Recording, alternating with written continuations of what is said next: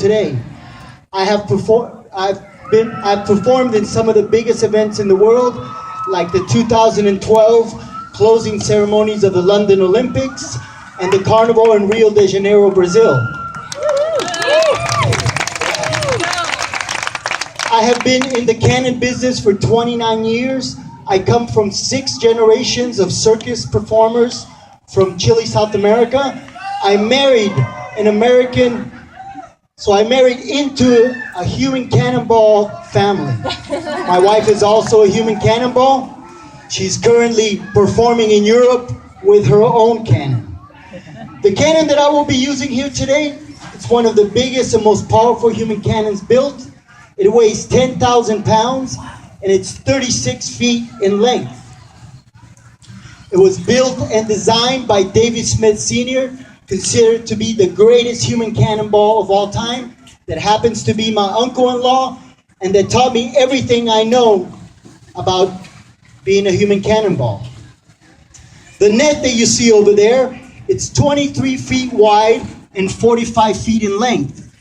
It's being held down by 6 steel cables, and it sits 20 feet off the floor.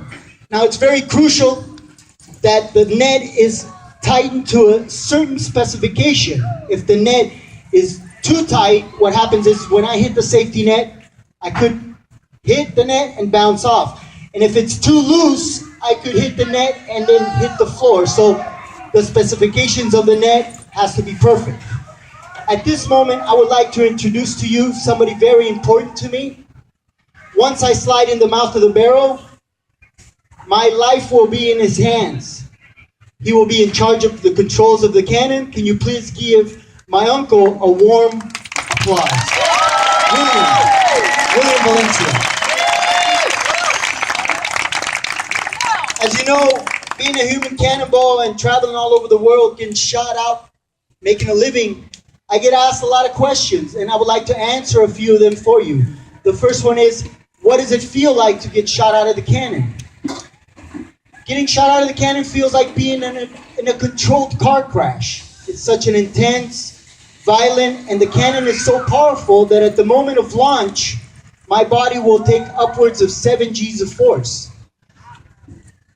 My position will be all the way to the back, all the way in the back over there. At the moment of launch, I will travel the length of the cannon, 36 feet in a blink of an eye. So I'll go all the way from the back out the front in the blink of an eye.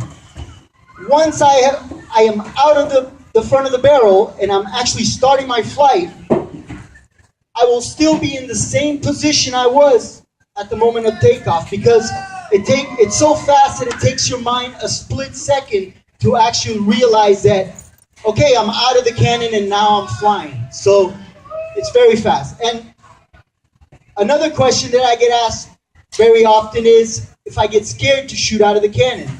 And the answer to that question is yes, I get scared every time. But it's a different kind of scared. It's more being aware of the risk that's involved, and then there's a few things that I can do to actually minimize the risk and not be as scared. For instance, if I'm not certain of where I'm gonna land if I got shot out, I will shoot a dummy first, which is a large bag full of sand with the same weight as me. So I will shoot that first, and depending on where the dummy lands in the net, I know that I will be within 3 or 4 feet of that, of where the dummy landed. So that minimizes the risk and I don't feel scared. Another thing that I do is, and then I've been doing this after every time I've ever shot, is I keep a logbook of what happened in that show. For instance, I will write down in my logbook the distance I went that show, or the height that I reached that show.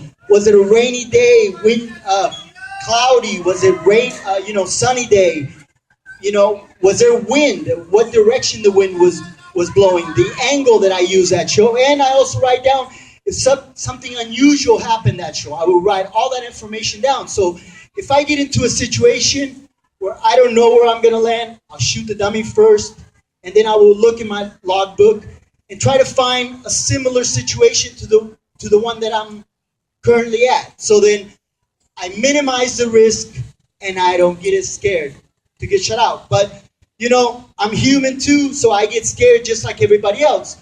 But it's good to be a little bit scared, because when you're a little scared, you know, your senses are more heightened, you're more aware of what's going on. Plus you have that added adrenaline involved, so all of that is really good, you know, if you're gonna get shot out of the cannon. I would just like to ask for those of you who, one more thing. The most popular question that I get asked, do you guys want to know how it works? How does the cannon launch me out? Would you guys like to know? Can you guys keep a secret? So can I. I'm sorry. That part I can't tell you. It's a family trade secret. But before we begin, I would just like to tell, for those of you who are standing near the cannon, there will be a large explosion. So if you have sensitive hearing or you have small children, you might want to plug your ears. So there's only one thing left to do. Are you ready for the human cannonball shot? Come on, I can't hear you. All right, great. Well, I'm going to come down. I'm going to give the cannon a check, make sure everything's working. I'm going to start up the engine. We're going to build the pressure. Then I'm going to give the net one final inspection and we'll blast off. Thank you.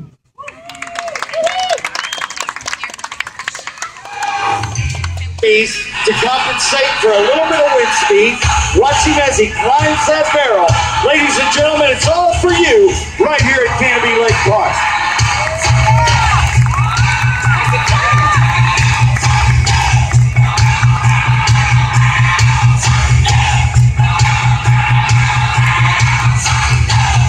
Godspeed, Rocketman, Valencia! Ladies and gentlemen, one more big hand!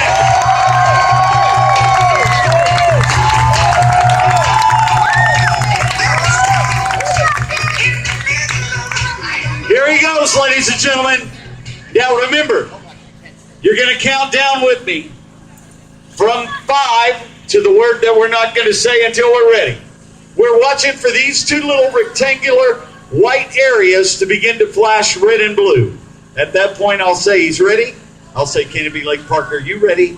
And it's very important you count down as loudly as possible, because he needs to hear you in the bottom of the barrel.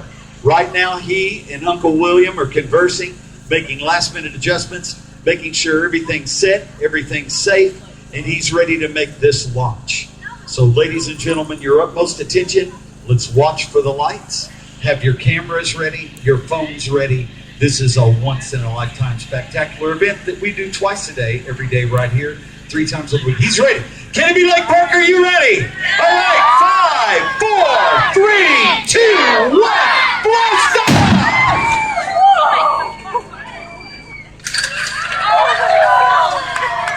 Oh, ladies and gentlemen, Rocketman, have you made it safely?